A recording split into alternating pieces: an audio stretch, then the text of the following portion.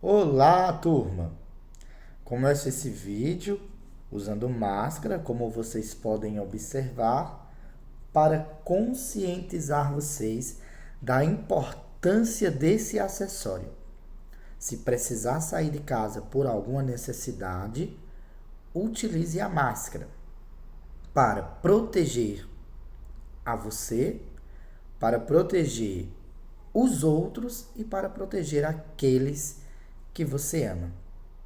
Ao final dessa pandemia, poderemos nos encontrar e nos abraçar e comemorar por termos saído vitoriosos desse período em que o mundo está vivendo. Então, cuide-se. Bem, vamos hoje falar sobre o continente americano. Aliás, hoje não. Temos estudado o continente americano há um bom tempo. Então, hoje eu vou só fazer uma pequena revisão sobre as vegetações que compõem esse continente. Como vocês sabem, o homem ele é o agente transformador da natureza. E ao longo dos anos, ele foi desmatando a floresta original ou natural que existia em nosso planeta, em função de suas necessidades, obviamente. Então, há vegetações, por exemplo, que estão em um processo de escassez em algumas regiões do planeta. Mas nem por isso nós iremos deixar de estudá-las, porque elas são importantes para que o clima, a hidrografia e o relevo de uma determinada região aconteça. Então, como vocês podem ver aí da tela do meu celular, as principais vegetações ou os principais domínios naturais da América são esses aí que aparecem para vocês: a vegetação de altitude, a tundra, a floresta temperada, a savana, o deserto, floresta tropical, estepes ou pradarias e vamos aí resumidamente falar sobre algumas delas. A começar pela floresta tropical. Aliás, pelas florestas pluviais. Essas florestas, elas são típicas de regiões de clima quente ou pelo menos sem uma estação fria muito pronunciada, muito evidenciada. Além da quantidade suficiente de calor, essa região ela apresenta um índice de pluviosidade muito alto, ou seja, chove bastante nessas regiões. Opa, voltamos. Bem, enfim, os solos dessas florestas são frágeis e geralmente não são utilizados para as atividades agrícolas, porque eles não possuem muita resistência, principalmente porque na agricultura se utiliza o solo mais de uma vez para as replantações. Então, não é um solo adequado para as atividades agrícolas em função do desmatamento, em função da grande quantidade de chuvas, em função do desgaste natural que ocorre aí nesse solo. As florestas fluviais, elas recobrem aí parte da América Central e da América do Sul, né, com destaque aí para a floresta amazônica, que com cerca de 6 milhões aí de quilômetros quadrados, né, se destaca dentro do cenário mundial. Nesses locais, a natureza está seriamente ameaçada, né, devido ao desmatamento provocado aí pelo homem, que tem diversos objetivos.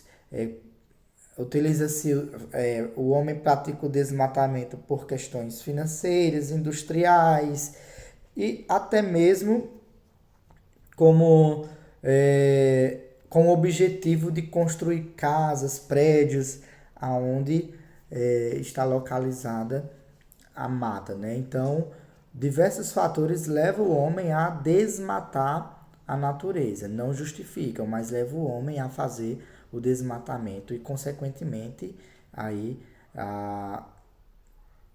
digamos que a escassez da vegetação. Falando agora um pouquinho sobre a floresta temperada, né, que está localizada em regiões dos Montes Apalaches e na costa leste aí da América do Norte. Lá o clima ele é temperado e úmido, do tipo oceânico, com verões e invernos não tão rigorosos, e aí nessa região ocorre uma floresta bem mais homogênea, ou seja, sem muitas variedades de árvores. Praticamente existe uma uniformidade na formação aí desses vegetais.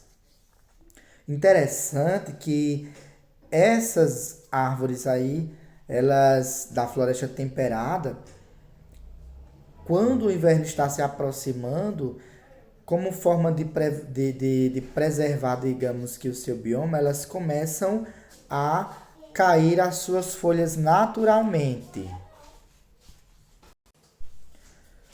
Devido a essa ação, as suas folhas são conhecidas como folhas caducas, por conta, né, dessa queda antes da chegada do inverno. Além da floresta temperada, tem também a floresta de coníferas, né? Nas regiões de clima frio, onde há queda de neve de 3 a 6 meses aí no ano, a vegetação natural é formada por florestas cujas árvores apresentam aí aparelho reprodutor em forma de cone. Por isso, elas são chamadas de coníferas, que é o caso dos pinheiros e também dos ciprestes. Vocês podem observar aí na imagem, tanto do livro de vocês, na página 62, quanto também da tela do meu celular, que essas árvores realmente possuem formas cônicas.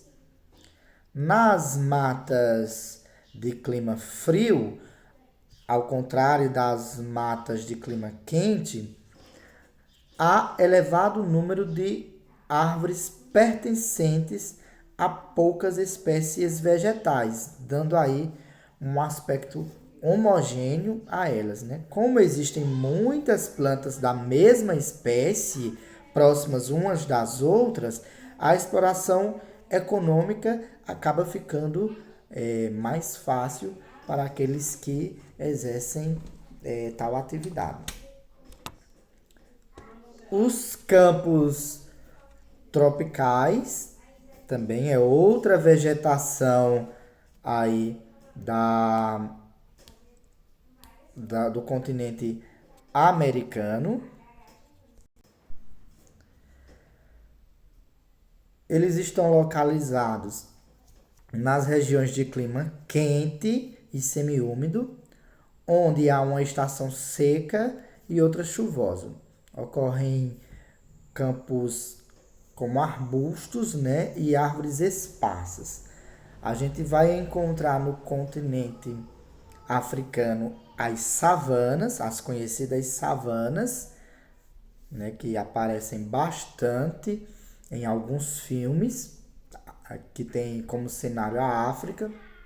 No Brasil, essa vegetação ela recebe outro nome, ela é chamada de cerrado. O cerrado brasileiro, ele apresenta árvores pequenas, com troncos e galhos retorcidos, cascas espessas e folhas grossas. Esse é o típico cerrado brasileiro que característica de um campo tropical. Falando agora sobre as pradarias e também sobre os desertos.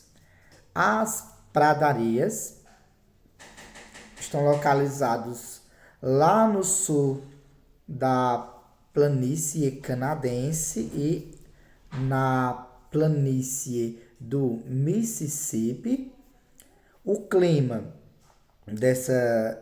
dessas regiões é temperado, do tipo continental, ou seja, com verões quentes e invernos muito frios, certo?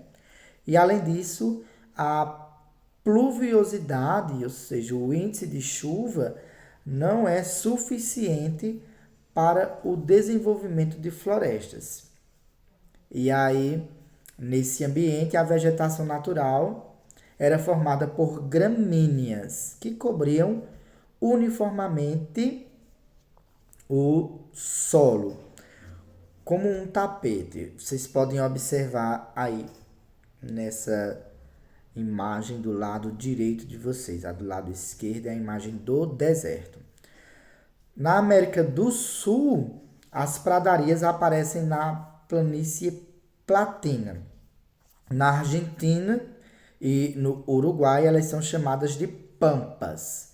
E nesses países aí, sobretudo na Argentina, as paisagens dos pampas estão em parte modificada, em uma razoável extensão do espaço, e uma razoável extensão desse espaço aí dos pampas é utilizado para a agricultura e também para o cultivo de trigo. E aí, continuando, vamos falar sobre a tundra, ok? Nas extremidades aí setentrionais do continente americano, onde o gelo cobre aí todo o solo durante mais da metade do ano, ocorre a tundra. Esse tipo de vegetação, ele atinge aproximadamente 1 metro de altura e se revela plenamente adaptada às rudes condições do clima subpolar, em que a temperatura média do mês mais quente é 10 graus, ou seja, é uma vegetação bastante resistente ao clima dessa região. De 3 a 5 meses do ano, a tundra ela reveste a paisagem das regiões próximas ao Círculo Polar Ártico, com uma vegetação rasteira e alagadiça, né? Não alta e que fica bem próxima ao solo. No entanto, com a chegada aí do inverno, né? Ela perde suas partes aéreas, mantendo-se vivas apenas as partes que ficam sobre a permafrost, né? Solo que se congela em profundidade. Então, durante o inverno, elas se mantêm camufladas, digamos assim. Porém, com a estiagem, elas tornam a aparecer, possuindo aí no máximo 1 metro de alturas, né? E na maior parte do ano ficam como uma vegetação rasteira. Falando ainda sobre a vegetação desértica, nas áreas, né, desérticas do oeste norte-americano, de Patagônia, da costa do Peru e do norte do Chile, a vegetação reflete a falta de água. É muito pobre, escassa e adaptada às fracas e irregulares precipitações. É uma região onde chove pouco. As poucas plantas existentes aí nessas áreas são espinhosas e sem folhagens, ou com folhas pequenas, justamente porque elas não têm condição de se desenvolverem por falta de água e por não ser uma região que possui um clima propício para o desenvolvimento de outros tipos de vegetação. Por hoje é só. Espero que tenham conseguido acompanhar e que tenham somado ao conhecimento que vocês já adquiriram ao longo das aulas anteriores. Fiquem com Deus e um abraço a todos.